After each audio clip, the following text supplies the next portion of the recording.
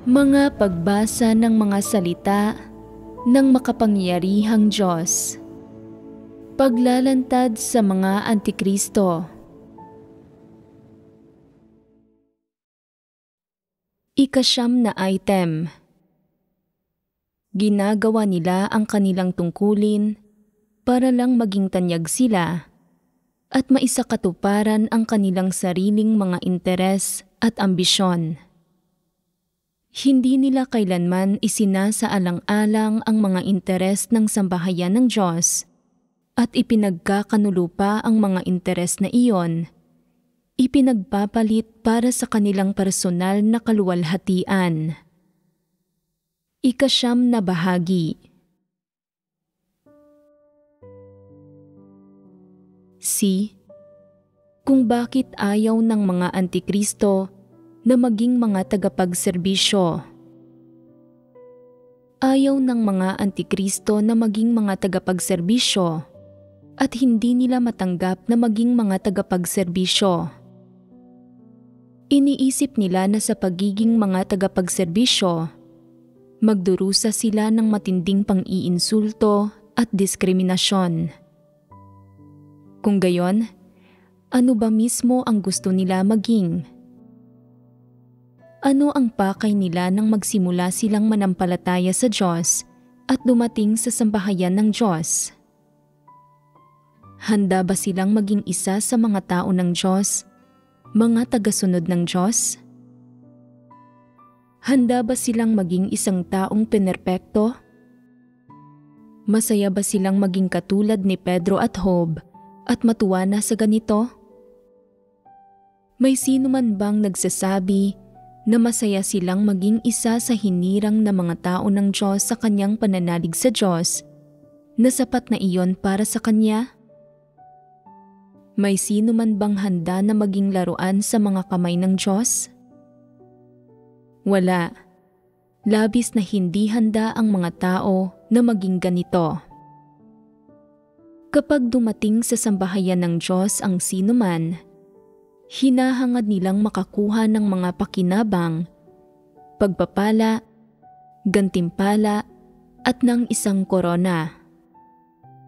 Habang tinatanggap nila ang paglalantad at paghatol ng mga salita ng Diyos, nalalaman nila na sa pagkikimkim ng mga gayong layunin sa kanilang pananalig sa Diyos, hindi nila mauunawaan ang katotohanan at hindi matatamo ang kaligtasan sa huli.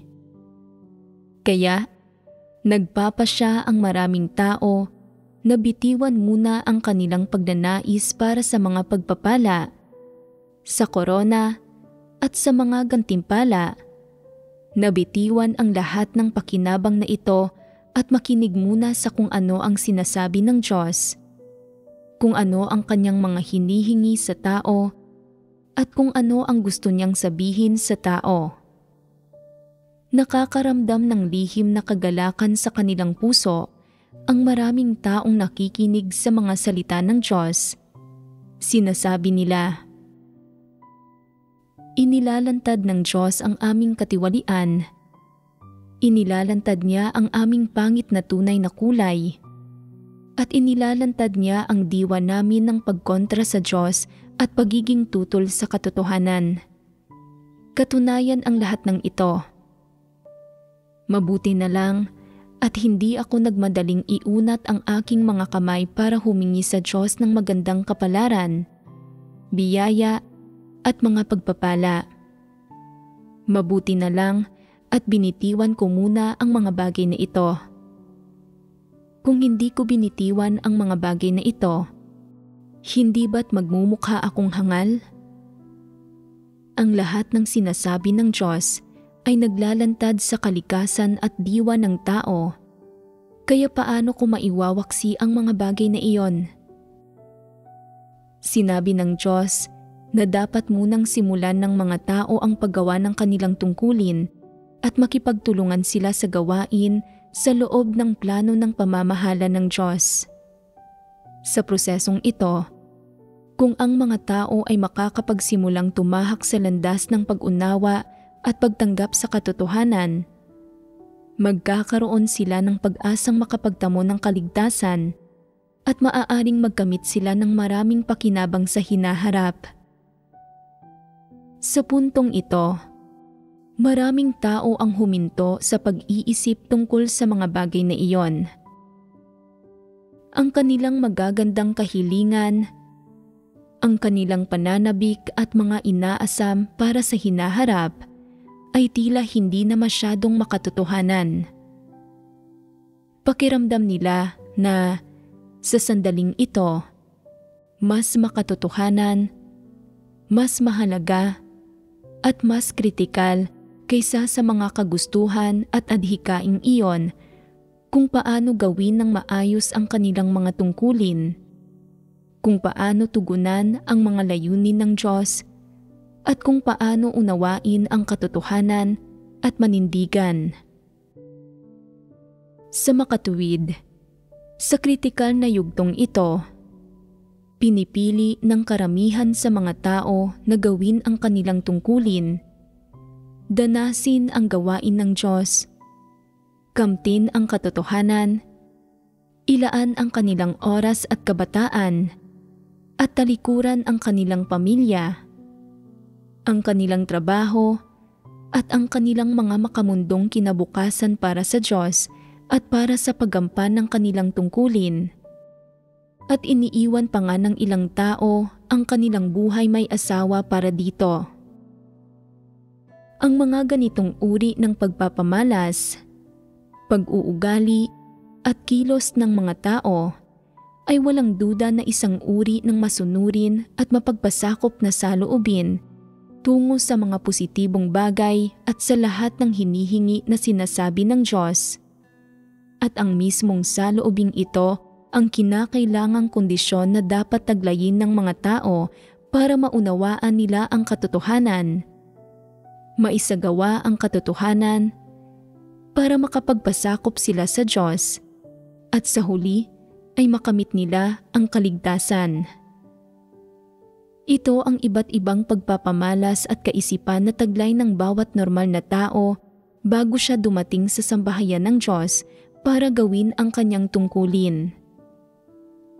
Mula nang magsimulang manampalataya ang mga taong ito sa Diyos hanggang sa kasalukuyan, patuloy na nagbabago ang kanilang mga kaisipan at pananaw, at pati na rin ang kanilang saloobin sa katotohanan at sa Diyos ay sumasailalim sa palagiang pagbabago. Kasabay ng patuloy na pagkawasak ng mga dating pagnanais at ambisyong ito ng tao, unti-unti at aktibo na nilang binibitiwan at isinusuko ang mga ito.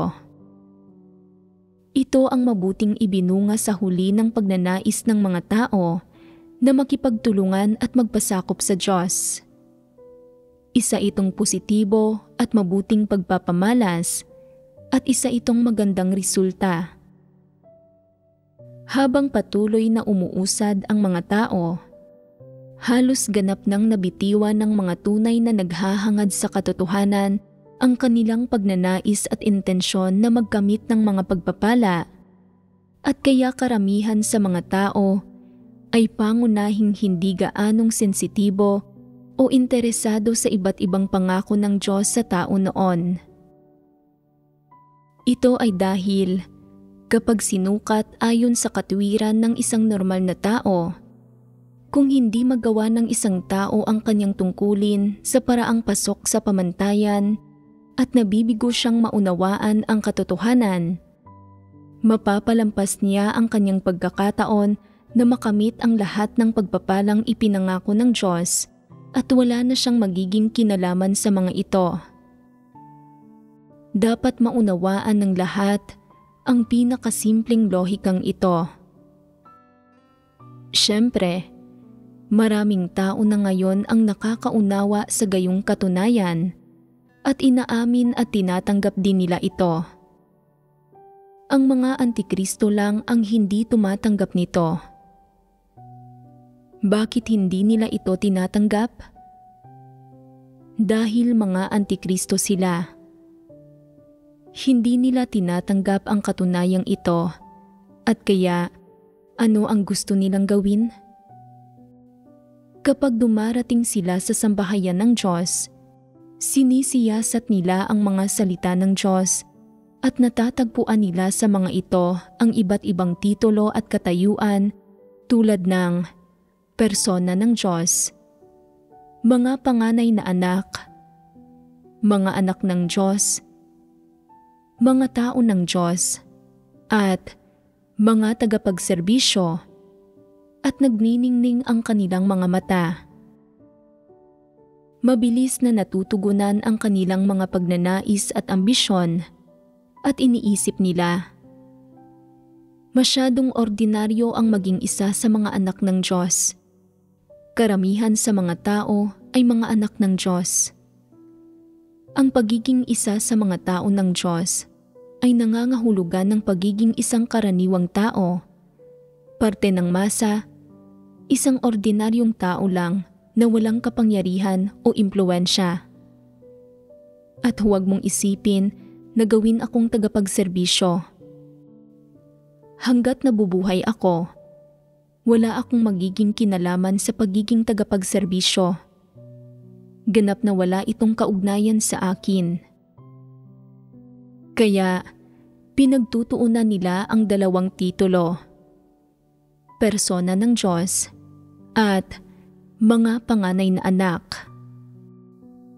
Sa kanilang mga kuro-kuro, naniniwala sila na ang persona ng Diyos ay ang Diyos mismo, na ang mga panganay na anak ay ang mga panganay na anak ng Diyos, at na ang dalawang ito ay naghahatid ng kapangyarihan at impluwensya at kayang mamuno bilang mga hari sa sangkatauhan.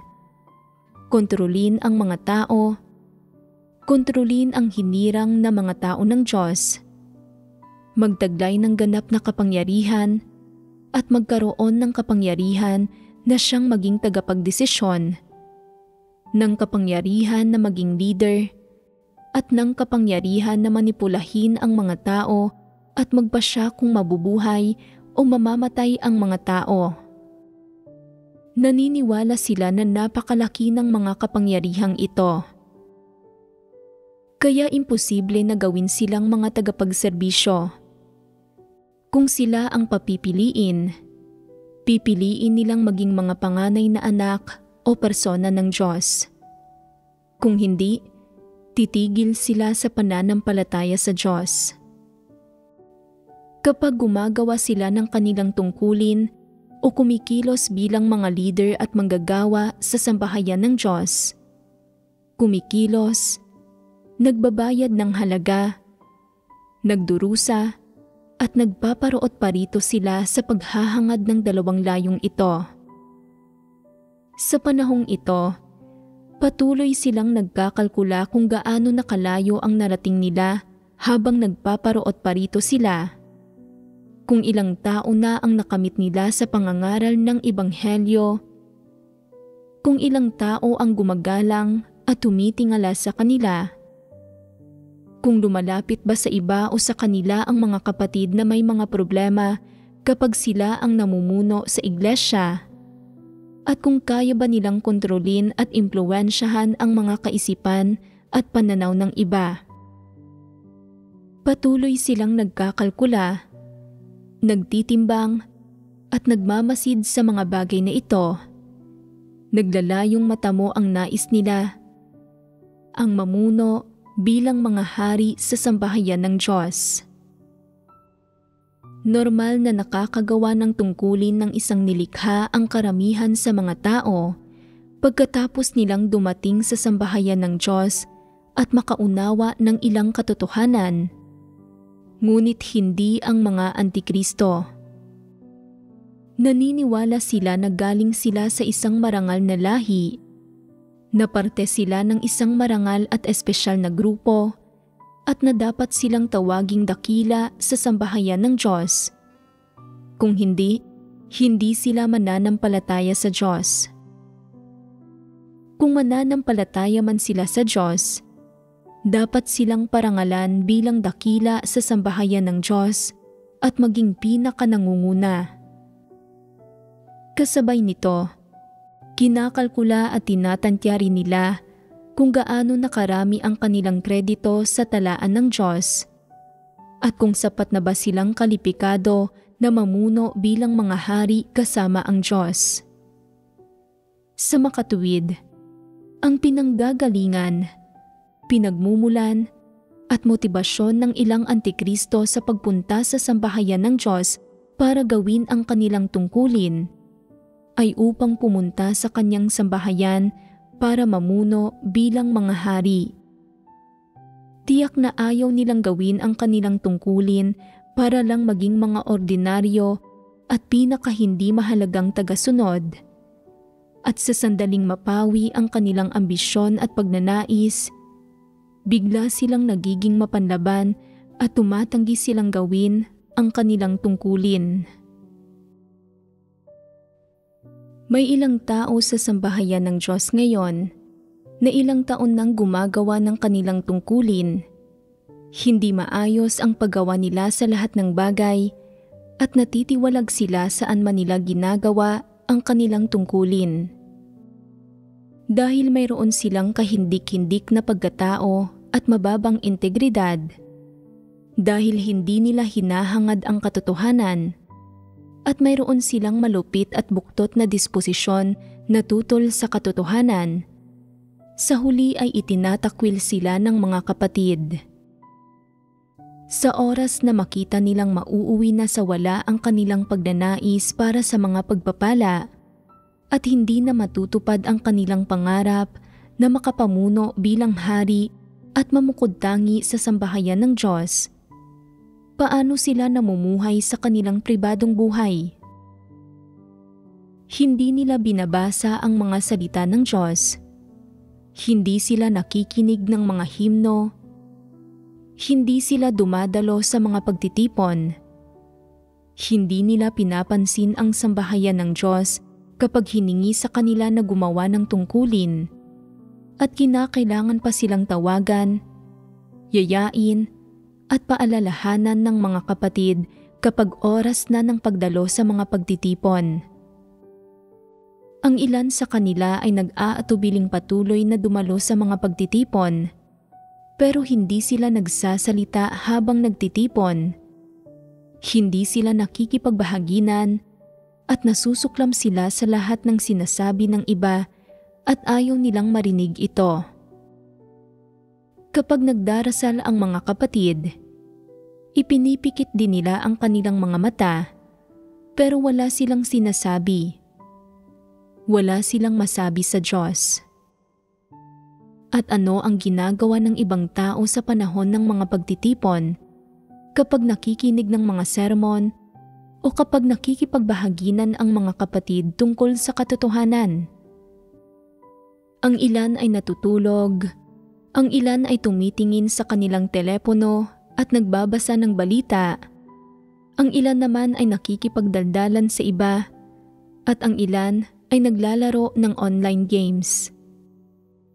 Sa kanilang pananampalataya sa Diyos, iniisip nila na sa sambahayan ng Diyos, kung hindi sila magugustuhan ng iba, hindi mapapaboran ng iba, kung hindi sila mapapalibutan ng mga taga-suporta at hindi sila maaatasan ng mahahalagang gampanin, kung gayon, hindi sila makakapamuno bilang mga hari kasama ang Diyos sa hinaharap, at kaya para sa kanila ay hindi umiiral ang Diyos.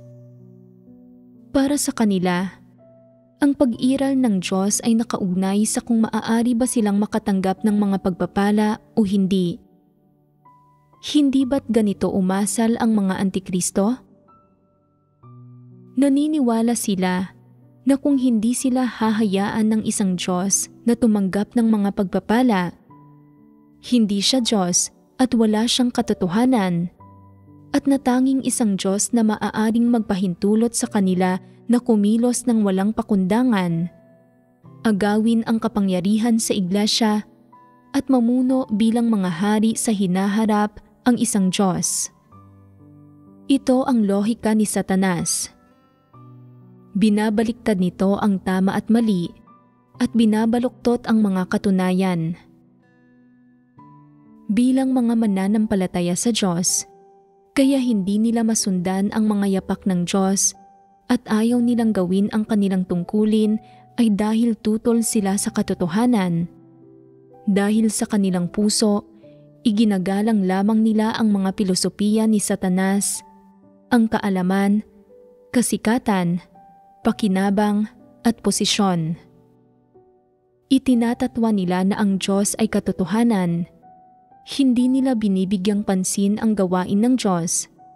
At kaya, sa mga pagtitipon, tumitingin sila sa kanilang mga telepono, naglalaro, nagmemeryenda, at kaswal na nakikipagdaldalan. Ginagawa nila ang anumang gusto nila at nasisiyahan pa rin sila sa kanilang sarili. Sa sandaling mawasak ang kanilang mga pag-aasam na pagpalain, wala na silang nakikitang kabuluhan sa pananalig sa Diyos. At kapag wala silang nakikitang kabuluhan sa pananalig sa Diyos, itinuturing nila ang iglesia, ang lugar kung saan nagtitipon ang mga kapatid, bilang isang palaruan.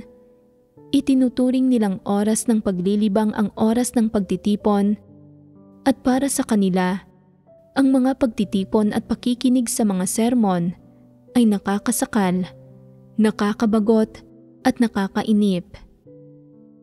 Ano ang tingin nila sa mga sermon na pinakikinggan ng mga kapatid at sa katotohanan?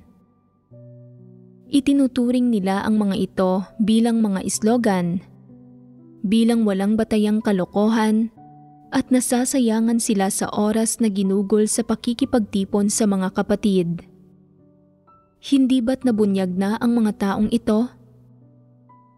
Dinadala nila ang kanilang mga ambisyon, mga pagnanais, at mga ilusyon sa kanilang pananalig sa Diyos, at sinyalis ito na tumutukoy na hindi nila magagawang sumunod sa landas hanggang sa huli, at na hindi sila karapat-dapat kahit sa pagseserbisyo para sa gawain ng Diyos at sa plano ng pamamahala ng Diyos. Hinahamak nila ang mga nakikinig sa sermon at ang mga kapatid na naghahangad sa katotohanan. At higit pa roon, itinatatwa nila ang gawain ng Diyos, ang pag-iral ng Diyos at ang pag-iral ng katunayan ng gawain ng plano ng pamamahala ng Diyos. Kapag naiisip ng mga Antikristo, ang mga taong iyon na tutol sa katotohanan, na walang idudulot na pakinabang sa kanila ang pananampalataya sa Diyos, nabubunyag ang kanilang malademonyong mukha. Sa bahay, naglalagay ng kolorete sa mukha ang ilang babaeng Antikristo hanggang sa magmukha na silang mga multo. Nagsusuot sila ng anumang nauuso o kaakit-akit para sa kabilang kasarian, at may ilan pa nga na palihim na naglalaro ng mahjong, nagsusugal at naninigarilyo. Ang mga taong ito ay masyadong kakilakilabot at kasuklam-suklam. Pumupunta sila sa sambahayan ng Diyos nang nagpapanggap, at ano ang nangyayari sa huli?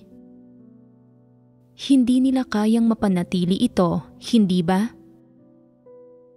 Tanging ang katotohanan ang makapagbubunyag sa mga tao, at kung ang isang tao ay hindi nagmamahal sa katotohanan, tutol sa katotohanan, at may malupit na disposisyon, kung gayon ay nakatadhana siyang maging mapanlaban sa katotohanan at hindi na niya magagawang magpatuloy.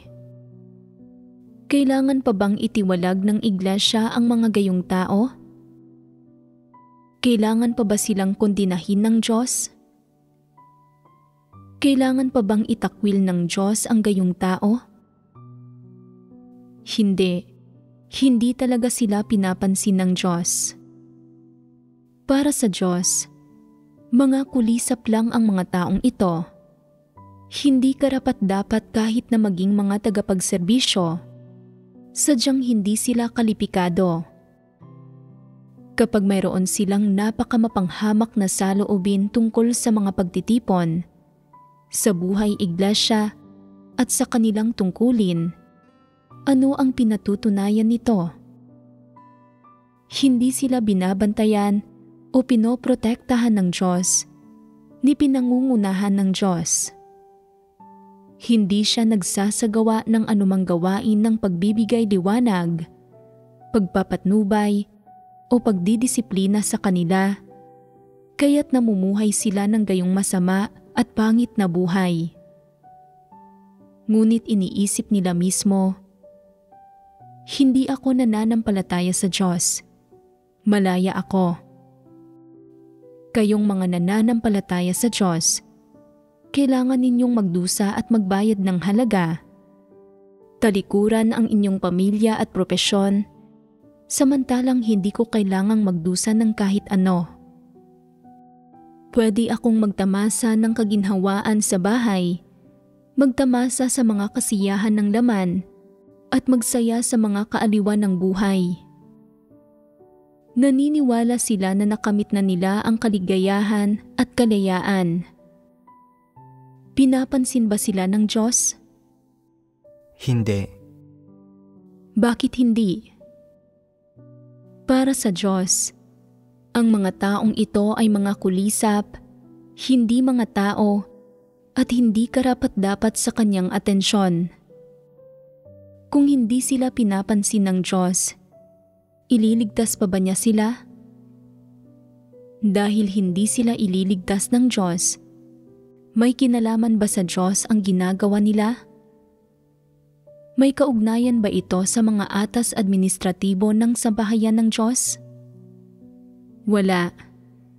Sa makatuwid, sa panlabas, mukha silang namumuhay ng labis na maginhawa, malaya, maluwag, at napakasaya araw-araw. Inisip mo ba na magandang bagay iyon? Isang sulyap lang sa kanilang isinasabuhay at sa landas na kanilang sinusundan, at malalaman mo ng ganap ng tapos na sila na ayaw na ng Diyos sa kanila. Talagang mabaho ang mga kulisap na ito. Talagang hindi pinapansin ng Diyos ang mga gayong tao. Ang mga taong nagpupunyagi sa abot ng kanilang makakaya na mamuno bilang mga hari at maging kapantay ng Diyos sa mundong darating, anuman ang kapaligiran at sitwasyon, ay mga mapagmatigas na elementong hindi na mababago na kabilang sa mga antikristo. Ang mga gayong tao ay katulad ni Pablo. May mga tinik sa tagiliran nila, nagkikimkim sila ng mga pagdududa sa Diyos, nilalabanan at pinagbabantaan nila ang Diyos, at lubos silang nag-aatubili kapag gumagawa, gumugugol ng kanilang sarili, nagtitiis ng mga paghihirap at nagbabayad ng halaga.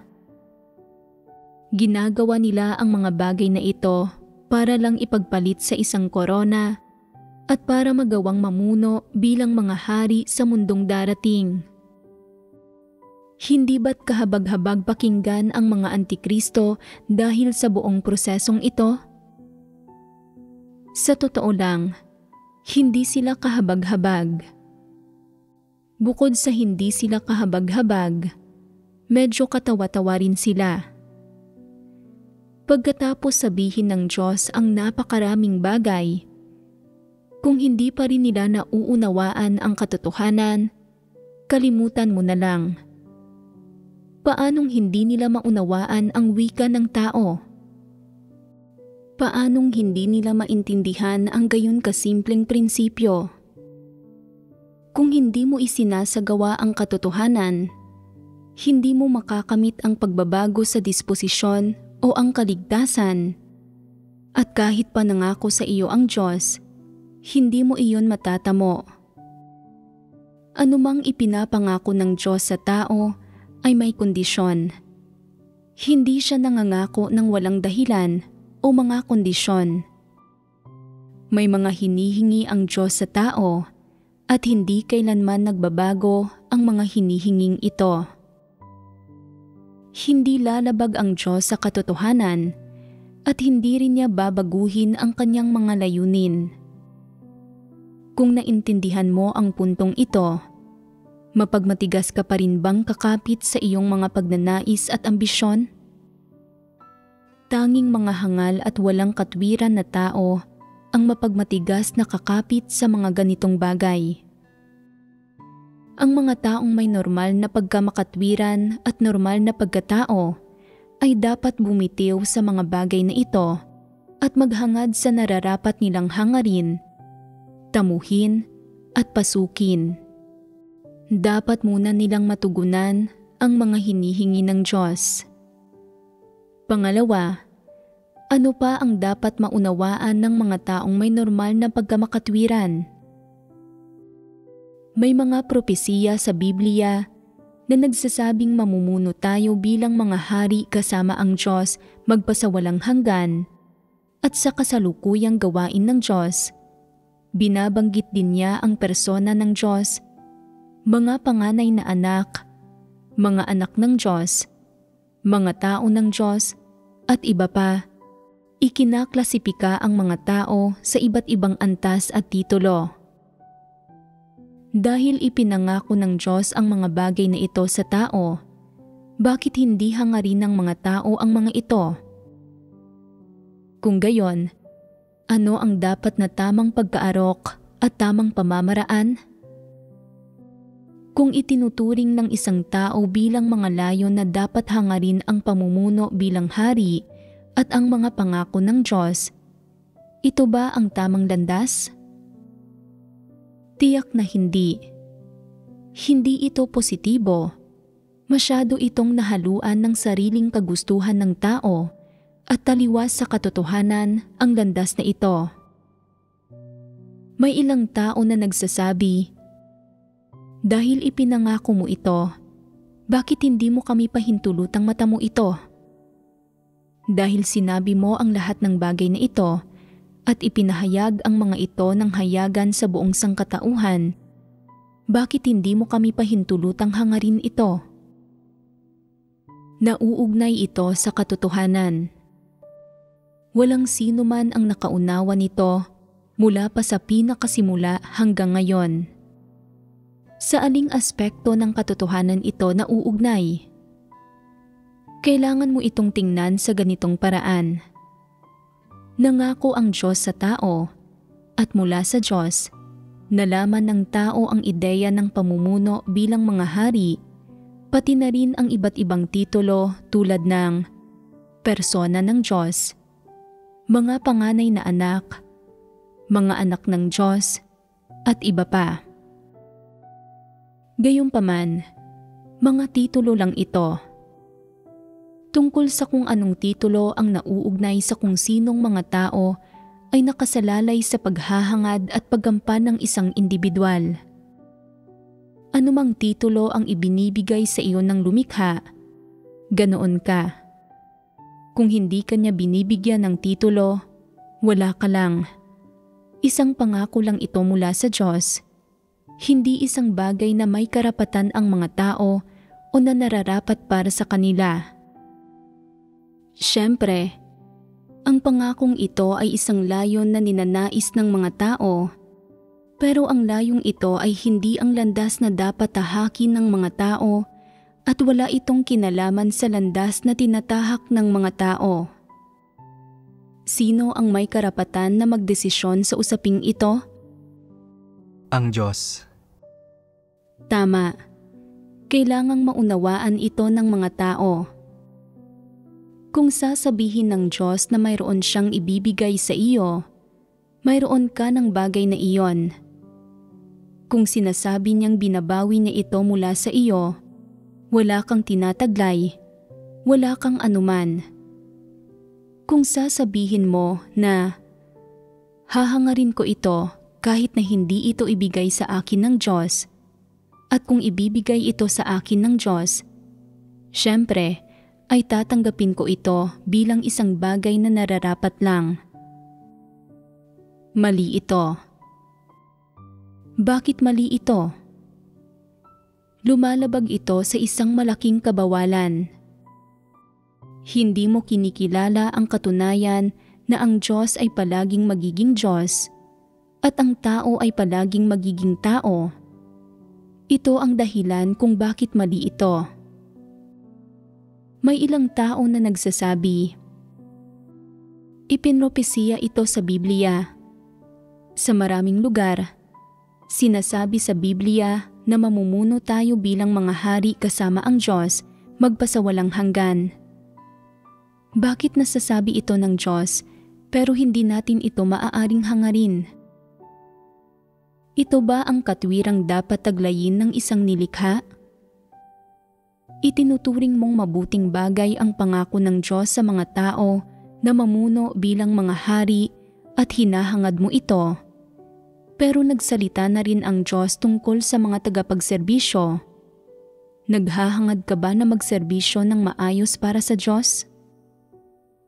Naghahangad ka ba na maging isang tagapagserbisyo na pasok sa pamantayan? Hinihingi rin ng Diyos sa mga tao na gawin ang kanilang tungkulin. Hinihingi mo ba sa sarili mo na gawin ng maayos ang iyong tungkulin?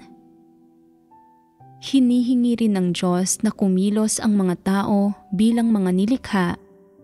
At ano ang ginagawa mo? Itinuturing mo ba na layon mo ang pagiging isang nilikhang pasok sa pamantayan at hahangarin mo ba ito? Ang sinabi ng Diyos na mamumuno ang mga tao bilang mga hari ay pangako niya sa tao at may pangunahing saligan at konteksto sa pangakong ito. Dapat kang maging isang mabuting nilikha. Gawin mo ng maayos ang tungkulin ng isang nilikha. Iwaksi mo ang papel ng pagiging tagapagserbisyo. Kamtin mo ang pagpapasakop sa Diyos at pagkatakot sa lumikha. Sinabi ng Diyos na kapag nakamit ninyo ang lahat ng ito, magagawa ninyo ng mamuno bilang mga hari kasama ang Diyos magpakailanman. Ito ang konteksto ng pagkasabi ng mga salitang ito. Walang katwiran ang mga tao. Sa sandaling marinig nila ito, iniisip nila, napakabuti na pwede tayong mamuno bilang mga hari kasama ang Diyos. Kailan mangyayari ito? Paano tayo mamumuno bilang mga hari? Paano tayo magiging kapantay ng Diyos?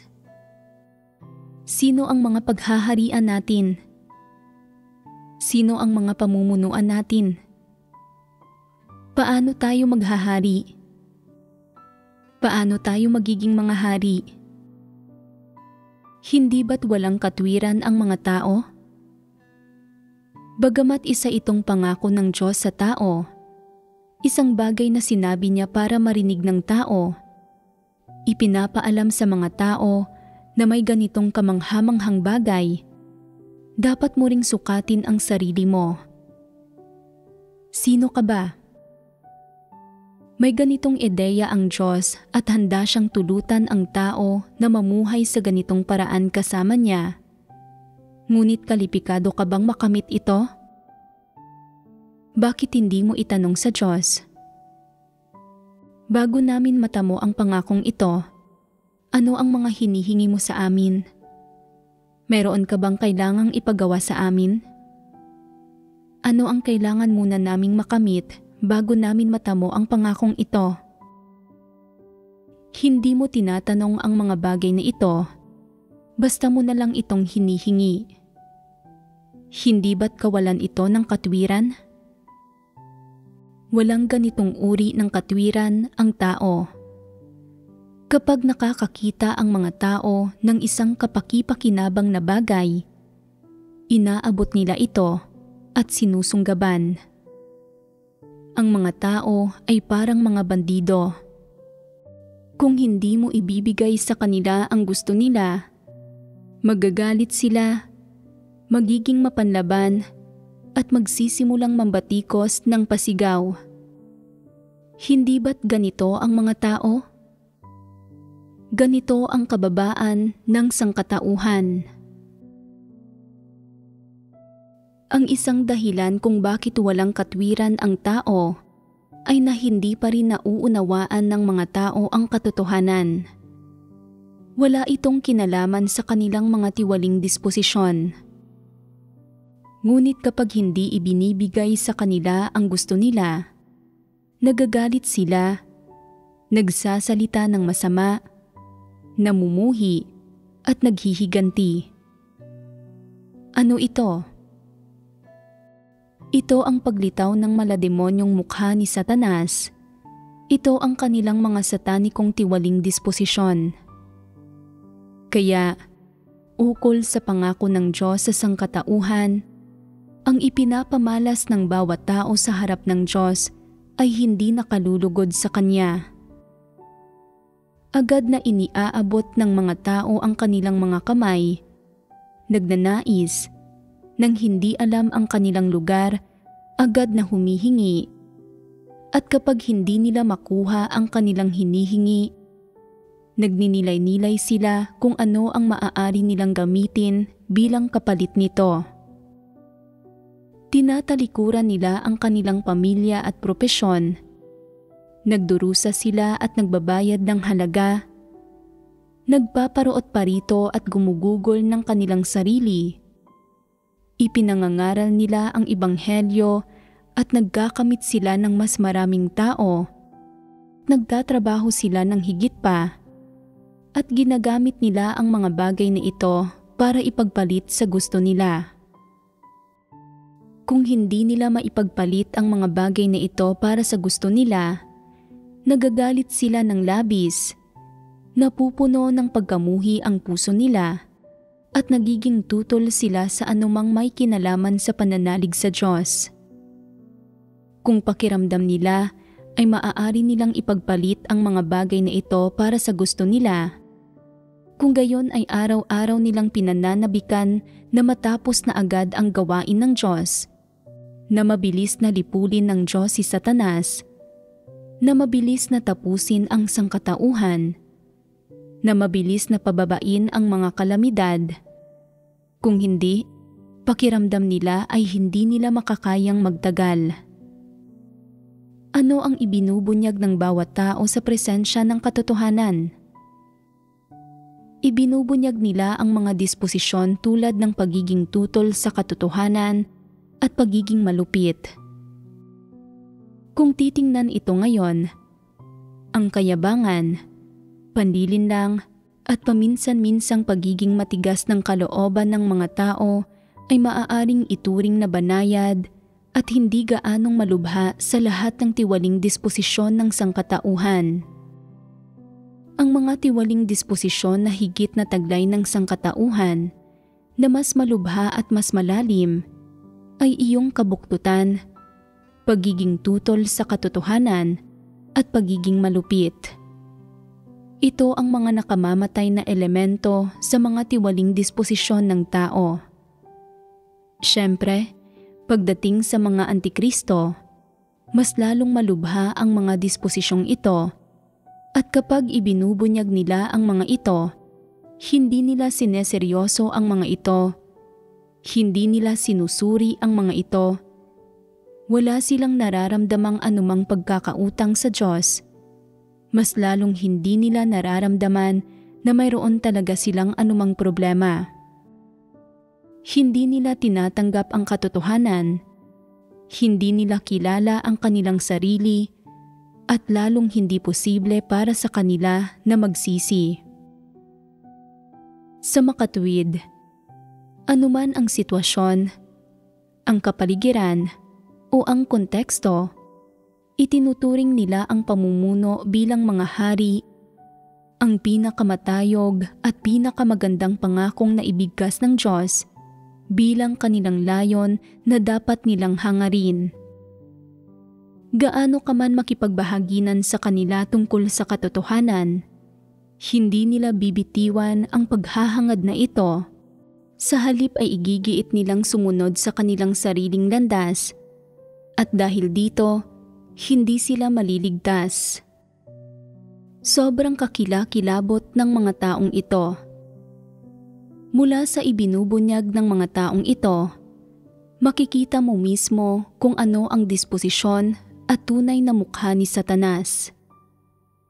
Napakaraming katotohanan na ang napagbahaginan at iyong mga may katwiran, mga kayang tumanggap sa katotohanan at may pagnanais na sumunod at magpasakop ay tunay na nakakaunawa kung ano mismo ang layunin ng Diyos.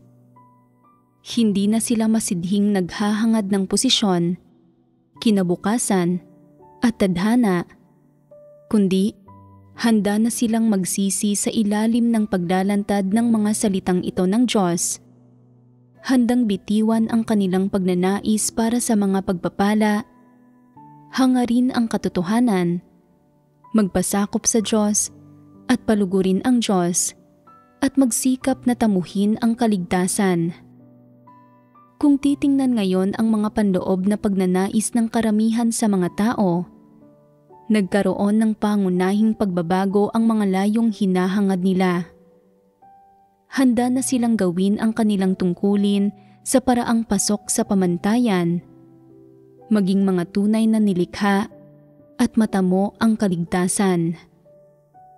Hindi nila ginagawa ang kanilang tungkulin para magkamit ng mga pagpapala at hindi nila iniraraos ang mga bagay-bagay sa sambahayan ng Diyos alang-alang sa pagkamit ng mga pagpapala. Maliban sa mga antikristo na palaging gustong mamuno bilang mga hari, karamihan sa mga tao ay handang hangarin ang katotohanan. Ang mga antikristo lang ang nagtuturing sa paghahangad ng kinabukasan, mga pagpapala at pamumuno bilang mga hari, bilang mga layon at bunga na dapat nilang makamit sa huli sa kanilang pananalig sa Diyos. Hindi sila bibitiw sa mga bagay na ito o magbabago ng landas kahit ano pa ang sabihin mo. Hindi ba't nasa malaking problema sila? Alam nila na ang mga salita ng Diyos ang katotohanan, sadyang hindi lang nila ito tinatanggap, kaya walang makakapagpabago sa kanila. Maaari lamang silang itiwalag at parusahan. Ito ang panghuling resulta ng pananampalataya ng mga antikristo sa Diyos. Malinaw ko na bang naibahagi ngayon ang usaping ito ng paghahangad ng mga tao na mamuno bilang mga hari? Nagkaroon ba kayo ng bagong pagkaarok? Tama ba ang landas na ito ng paghahangad na mamuno bilang hari? Hindi. Kung gayon, paano dapat harapin ng mga tao ang usaping ito? Sa usaping ito, anong katotohanan ang dapat maunawaan para makilala ang diwa ng tao? Ang Diyos na ang bahala sa paghatol kung ano ang tunay na diwa at pag-uugali ng isang tao. Saan ibinabatay ng Diyos ang kanyang paghatol sa lahat ng ito? Ibinabatay niya ito sa katotohanan. Kaya, ang kalalabasan o hantungan ng isang tao ay hindi itinatakda ng sarili niyang kalooban, ni hindi ng sarili niyang mga kagustuhan o imahinasyon. Ang lumikha, ang Diyos, ang may huling salita. Paano dapat makipagtulungan ang mga tao sa usaping ito? May iisang landas lamang na maaaring piliin ang mga tao.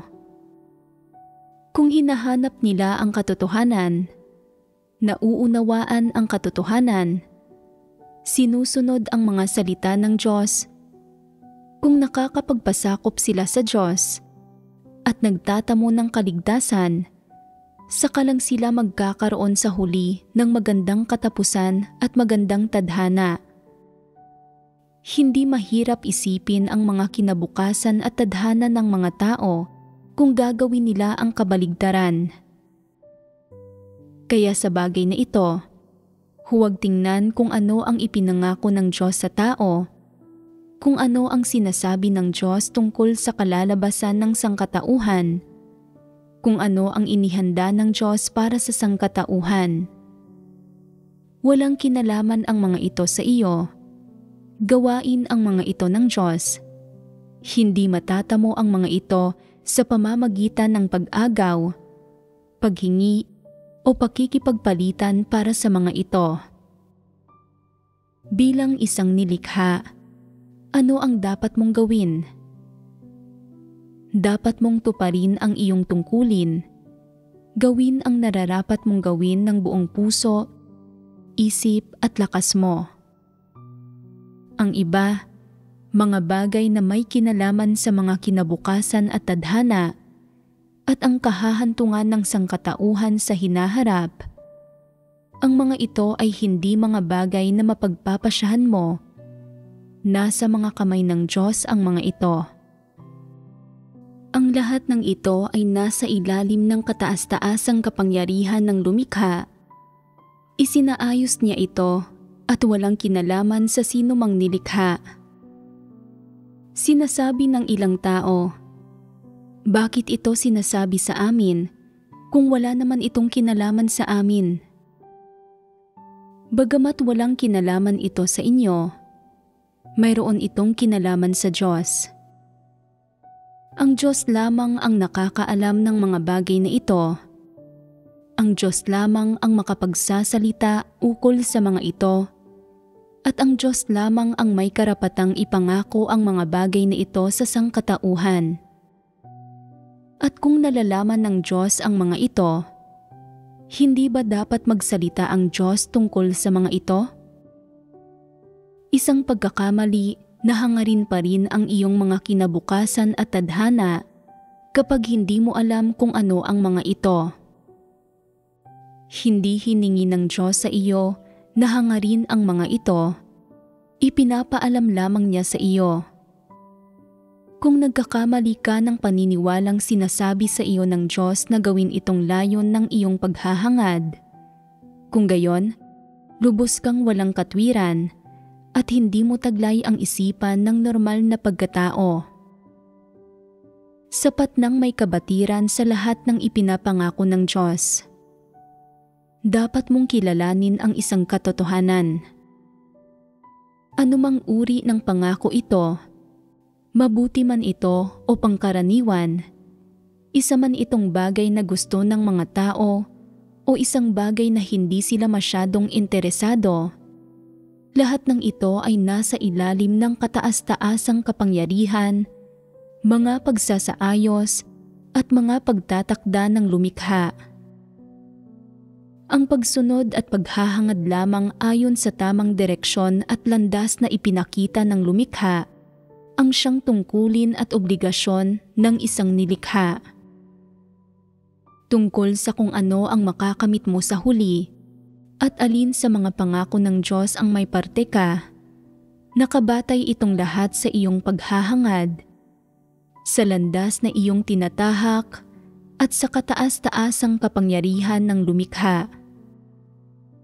Malinaw na ba sa inyo ang mga salitang ito ngayon?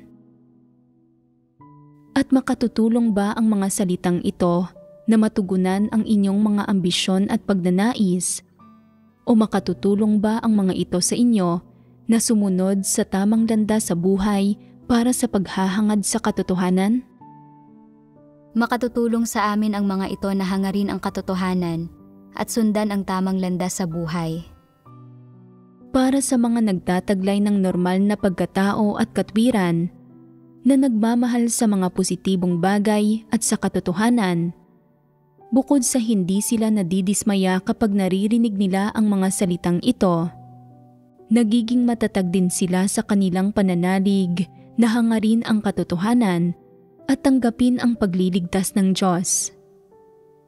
Gayunpaman, ang mga walang normal na pagkamakatwiran, ang mga hindi normal na tao na mapagmatigas na naghahangad ng mga pagpapala, interes ng laman, at katugunan ng kanilang mga ambisyon at pagnanais, ay maaaring mawala ng kasigasigan kapag narinig nila ang mga salitang ito at mawalan ng interes sa pananampalataya sa Diyos.